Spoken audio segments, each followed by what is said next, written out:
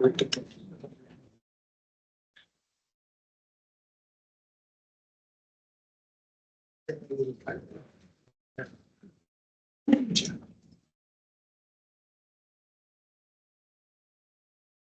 how's that? Yes. Good afternoon, everybody. Thank you for coming. It's a beautiful day outside. On November 13th, in the year 2000, police made a horrifying discovery in the parking lot of the Soldiers' Home in Chelsea. They found a body of an unknown female. Tragically, she had been cut in half. She was without her head and without any hands. That discovery set off an extraordinary investigative journey that brings us here today, nearly 26 years later. This is not a story about a case going unsolved for years and years. In fact, it took investigators less than a year to identify the killer, a man named Eugene McCollum. McCollum admitted murdering the victim and dumping her body at the Soldiers' Home. Investigators knew Eugene McCollum was the killer, but they did not know who he had killed. The story here is about an incredible 25-year effort by multiple law enforcement agencies to find the identity of a girl who had come to be known as Chelsea Jane Doe. Acting on information from McCollum, investigators discovered a bag buried in the sand at Nahant Beach. In the bag was Chelsea Jane Doe's head and hands and other body parts. With this discovery, and the National Center for Missing and Exploited Children's Assistance, we were able to create a composite image, which you can see on the monitor over here to your left. For over 2 decades long, after McCollum had pled guilty, law enforcement relentlessly pursued efforts to identify Chelsea Jane Doe. They circulated her composite locally and nationally and utilized the latest advancement in DNA technology. Because delivering justice is never just about holding offenders accountable. It's also about who we get justice for. Perseverance finally paid off. Today, thanks to the tireless efforts of the Massachusetts State Police detectives, agents from the Federal Bureau of Investigation, and prosecutors in my office, we can tell you who Chelsea Jane Doe is. Her name is Tiffany Bradley. She was from Pennsylvania. She was only 17 when she was murdered. She had been reported missing on November 8th of the year 2000 to Allentown Police in Pennsylvania. Several days later, the National Center for Missing and Exploited Children received 2 tips that Tiffany had been human trafficked, here in the Boston area. Those tips turned out to be accurate. Tiffany had indeed been trafficked to Boston, and within days of arriving here, she met Eugene McCollum, who took her back to his room at the Lynn YMCA, where he killed her and then dumped her body at the Soldiers' Home in Chelsea. Investigators on this case, many of whom are here in this room today, there are many, never let up in their efforts to identify Tiffany Bradley. They ran down every lead and pursued every tip, day after day, month after month, year after year. Over the past 2 years, the FBI cold case team delivered a genealogical profile from Tiffany's DNA.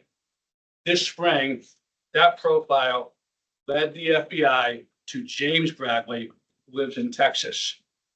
FBI took a buccal swab from James and DNA testing revealed that James was the biological brother of young Tiffany Bradley. Tiffany was the only sister to James. We'll introduce you to, and later you will hear from some of Tiffany's families at the end. But now I'd like to turn this over to FBI Special Agent Ted Dox. Good afternoon. My name is Ted Dox. I'm the Special Agent in charge of FBI Boston. Today, we can finally say her name, Tiffany Bradley. Tiffany was a 16-year-old girl from Allentown, Pennsylvania. For the last 26 years, was known only as Chelsea Jane Doe. She was a young teen who was trafficked across state lines, exploited by adults, and brutally murdered. Tiffany was strangled, decapitated, and dismembered, and found in the back of the parking lot at Soldier's home in Chelsea.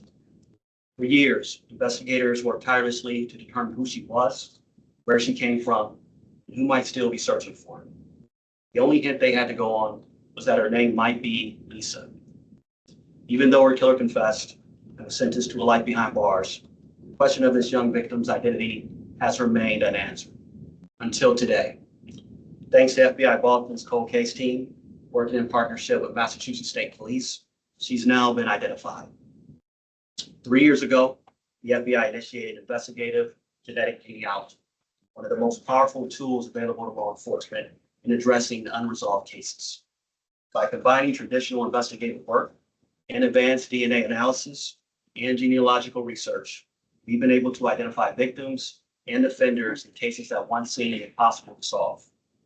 In April, we were able to confirm Tiffany's identity after DNA provided by one of her relatives matched. They must funded that DNA testing through a Department of Justice grant. But let me be clear, technology alone does not solve cases. People do. This result stems from the persistence of investigators, collaboration between agencies, and extraordinary advances in technology. I also want to emphasize a really important point here. Identifying victims of violent crime matters. It matters even when the offender has already been caught. It matters even when the case has already been solved. Justice is not delivered until the victim is known, until families have answers, and until communities understand the full truth of what happened. All too often, unidentified victims are reduced to statistics and headlines. But behind every unidentified missing person and homicide victim is a human being, is a daughter, is a friend, is a sibling, and grief that is never fading. This case also highlights the devastating reality of child sex trafficking across this country. Trafficking victims are frequently isolated from support systems, moved from place to place, stripped of their identities, and are deliberately difficult to trace. That's why collaboration between federal, state, and local partners is so critical to stop it. To the investigators involved in the case, thank you for your determination and compassion. To the family of this young woman, while no announcement can undo your loss, we hope today to bring some measure of peace in knowing Tiffany was never forgotten. And law enforcement agencies across the region know that FBI Boston's case team is here to help you. So please do not hesitate to reach out. Every victim deserves their name back, and every family deserves answers. I'd like to extend my sincere thanks to Chelsea Police Department, Massachusetts State Police, and the Suffolk and Essex County District Attorneys and their teams for getting us on board to assist. I'd also like to thank FBI Boston's cold case team for their hard work in identifying Tiffany. Thank you, and I'll turn it over to Colonel Morgan.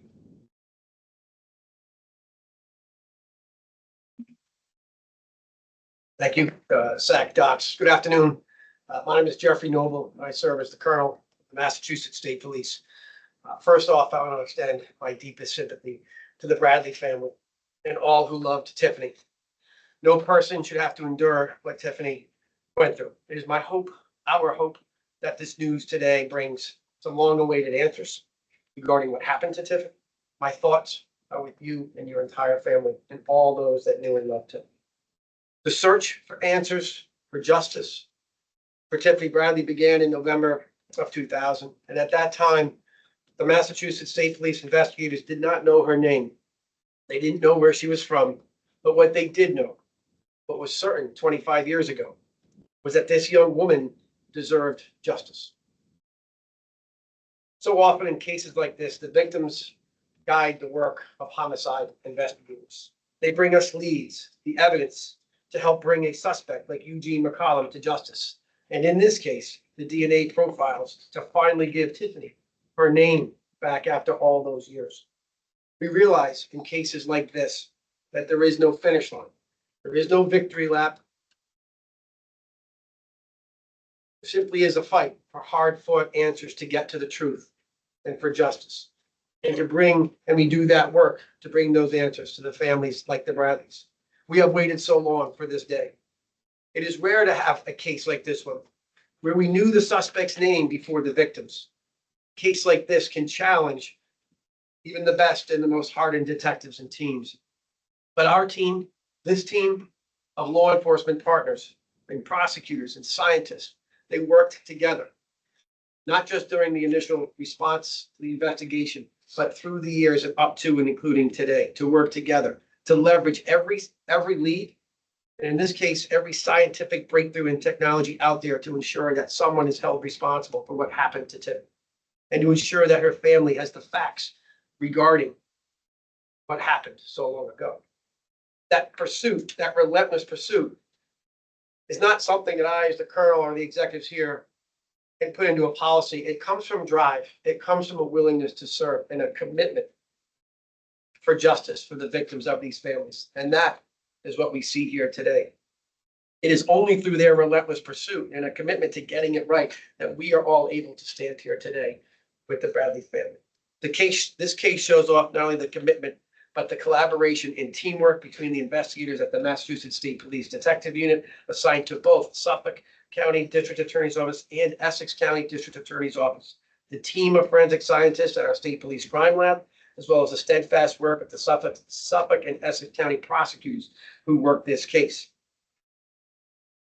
But also to our federal partners at the FBI, who are committed to developing the genealogy in this case and working with our team of investigators to ultimately make the crucial connection between the crime scene in Chelsea and Tiffany's missing persons case out of Pennsylvania.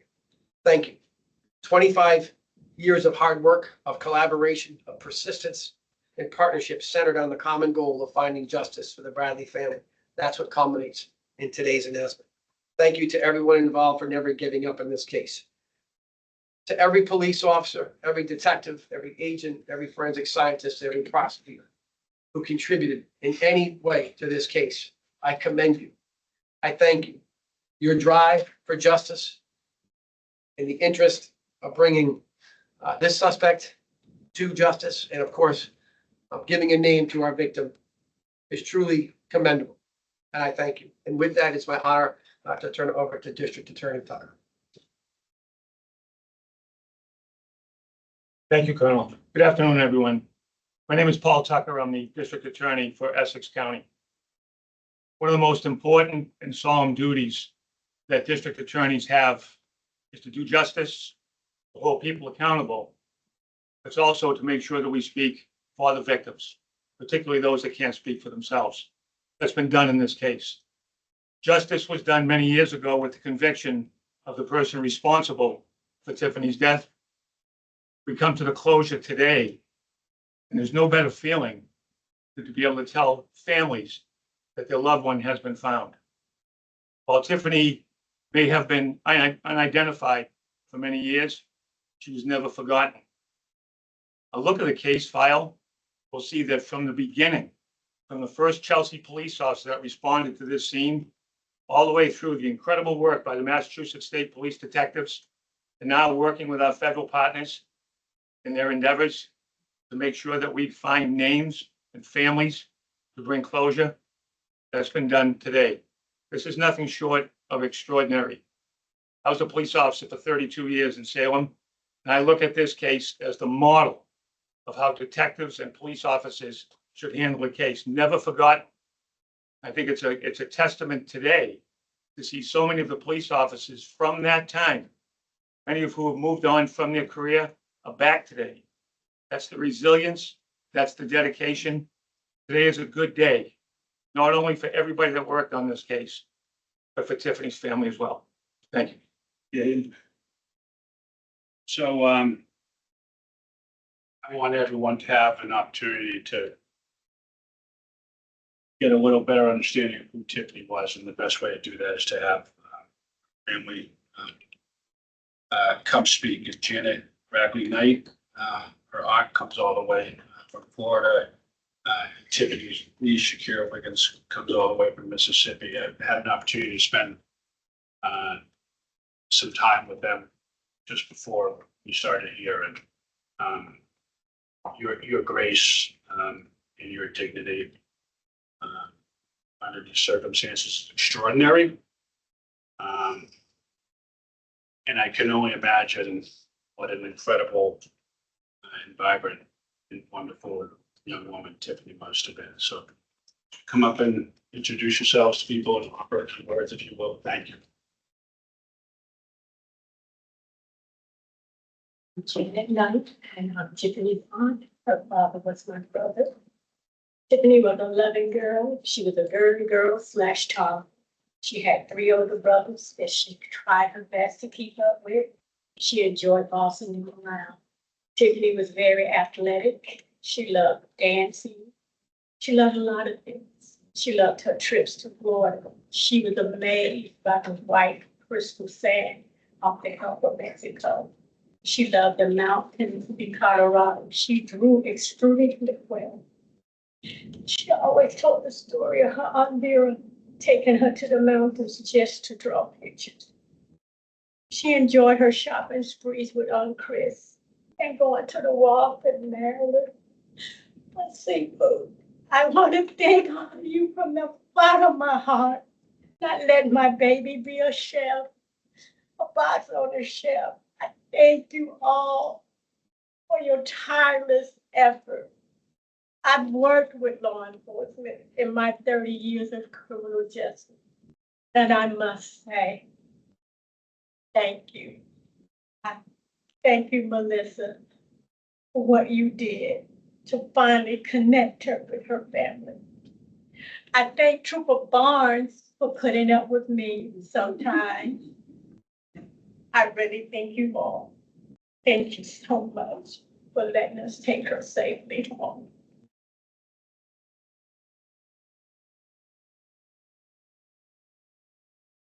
Good afternoon. We, the family of Tiffany Alexis Bradley, would like to thank the state of Massachusetts, the counties of Essex and Suffolk, for their tireless effort to identify Tiffany Alexis Bradley and bring her assailant to justice. In addition, we would like to thank Judge Kathy Tutman for fighting for Tiffany when she did not have a name or a voice. Finally, thank you to the FBI and the Massachusetts State Police for reuniting her with her family. As my aunt said, Tiffany was a joyful child, always trying to protect her older brothers and hold her own. She had a radiant smile, light brown hair, and hazel eyes. She spent most of her early childhood drawing, cheerleading, and dancing. My first memory of Tiffany was in 1985, when she and her brothers visited my family in Colorado Springs for the summer. She was tiny but mighty, always taking one for the team, trying to keep up with children many times her size. She never cried. As a junior in high school, she was in ROTC and played basketball, which is where this story ended. Due to reasons unknown, Tiffany was placed in an impossible situation, which led to devastating consequences. Her last conversation with her favorite cousin was cut short with her voice trembling, saying, "I'll call you later. I have to go." That call never came and was replaced with 26 years of waiting, wondering why. The fact that we are here today is a miracle. It is totally amazing that after 26 years, people cared enough to give her a name and return her to her family. The wheels of justice run slowly but surely. And finally, to the individual responsible for removing her from her family, and to Mr. Eugene McCullum, the individual responsible for taking her life. We pray that you are freed from the demons torturing you so that you too can experience peace. Thank you.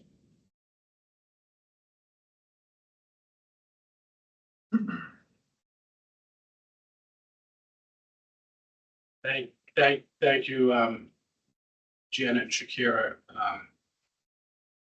The risk of speaking for everybody in this room, I just pray that the board will continue to bless and keep you and your family and your loved ones, and your entire community. It's so glad you're able to be here today. I have a list here. I'm going to turn it over to questions in a second. A list here of some names that I've told them to share for these people that were very much involved in the investigation.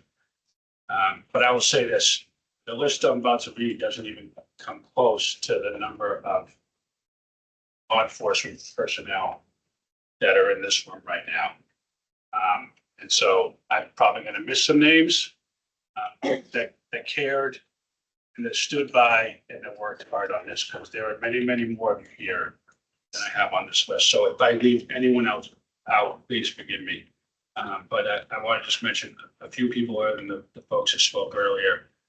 Lieutenant Detective Kevin Condren, Lieutenant Detective Joe Flaherty, Trooper Tim Burns of the Mass State Police, Trooper Dave Swan, Mass State Police, Lieutenant Detective Bob Murphy, who I saw somewhere earlier, Lieutenant Detective Tim O'Connor, and Lieutenant Tim McDougall, also Sergeant John Silva,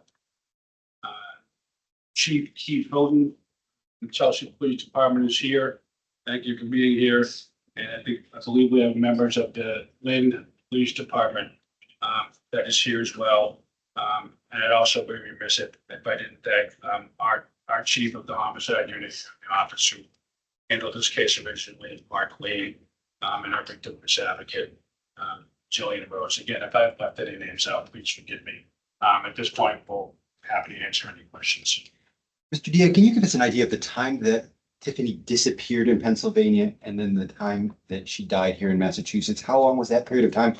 And what efforts were made to find in Pennsylvania this missing 17-year-old girl? So I know that, so they came upon the discovery in November 13th. She was reported missing on November 8th. So it was a relatively short period of time between the time that she was found missing and the time that her body was discovered. And the man who killed her is not believed to be the man who trafficked her, right? Those are two different people. So I actually don't know the answer to that question. As far as I know, the answer is no.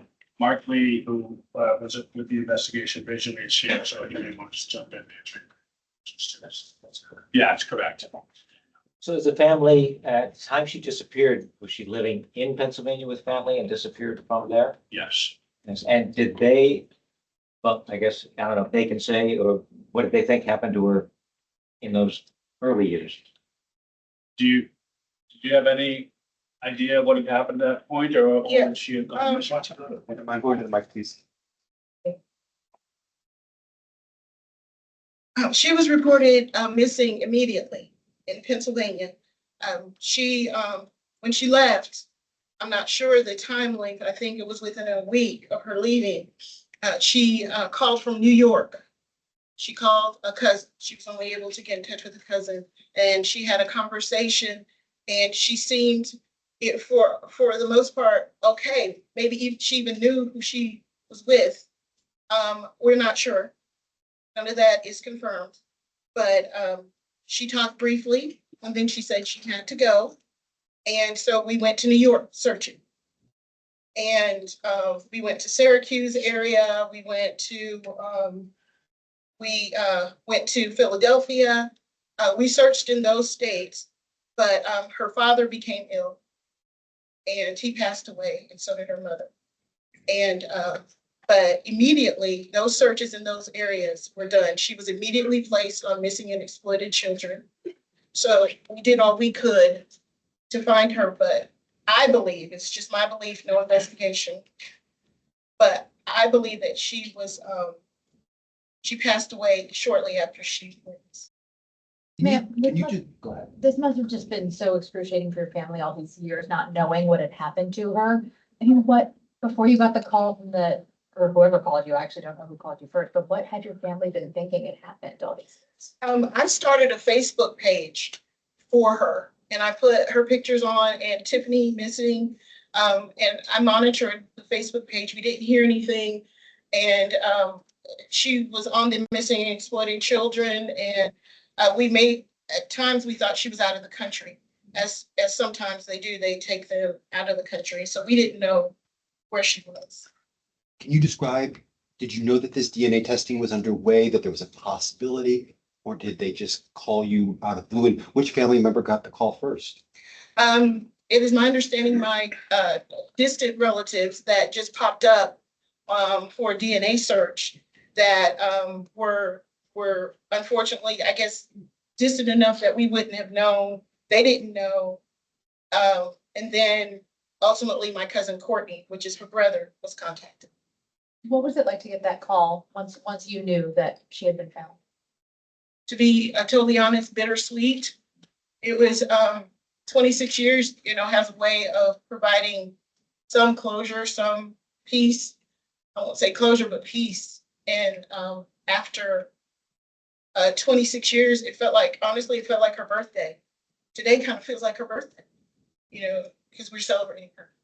So it was bittersweet, but we are so happy and just relieved that they even care after this amount of time. So it's just truly a statement on humanity, and we're not in such a bad shape after all. I don't know what the status is of her remains. Are her remains here? And what are your plans for either her remains or how to now mourn her in some way? We're not sure at this time.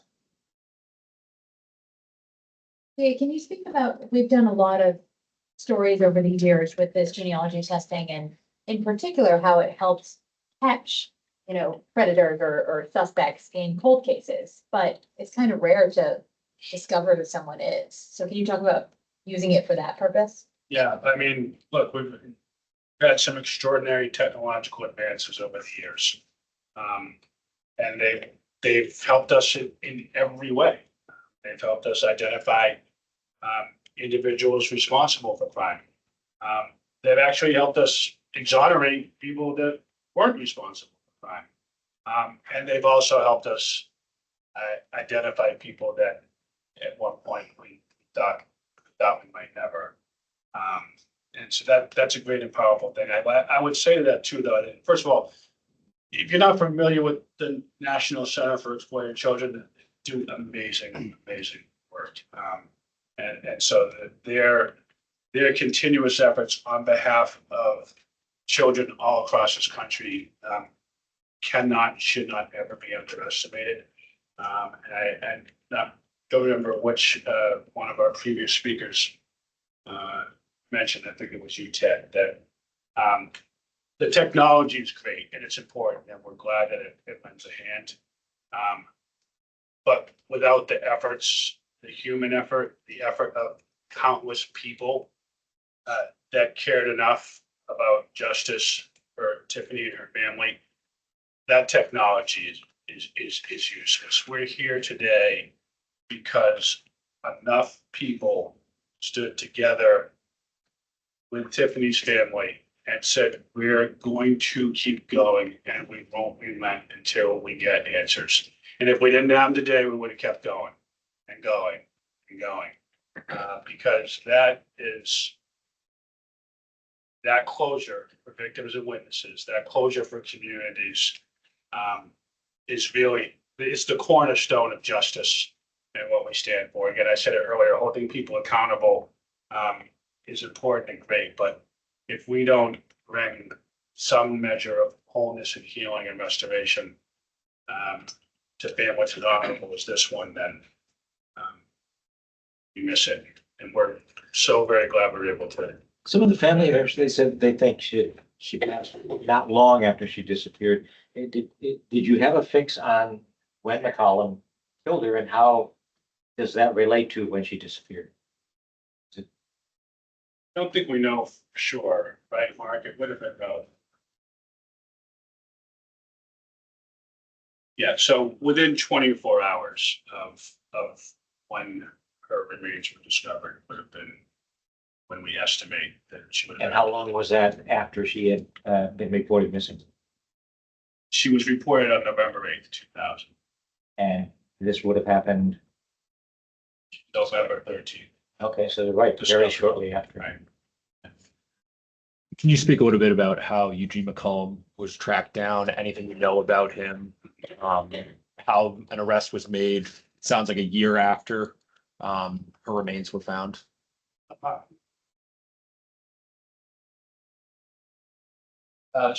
So fairly elaborate investigation, took almost 9 months to identify him and make a decision to arrest. Details of which are probably too much to go into today. On behalf of Kevin and everybody who's here, I'd like to make this and continue to be a day for Tiffany Bradley and Eugene McCollum. Anybody else? All right. Sorry, if there was any information that comes forward about who may have trafficked Tiffany, is there any sort of statute of limitations on that, or could they be prosecuted now, years later, as hard as that might be? Statute of limitations on the traffic. We'll get back to you on that. All right, thank you all. Thank you. It's